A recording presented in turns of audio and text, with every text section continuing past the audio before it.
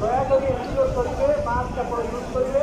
ଆଉ ଟିକେ ଚେଷ୍ଟା କରନ୍ତୁ ଆପଣମାନଙ୍କ ଭିତରେ ଯଦି ଦୌଡ଼ି ଟାଣିବା ବେଳେ ଦୂରତ୍ୱ ଆଉ ଟିକେ ରଖିବେ।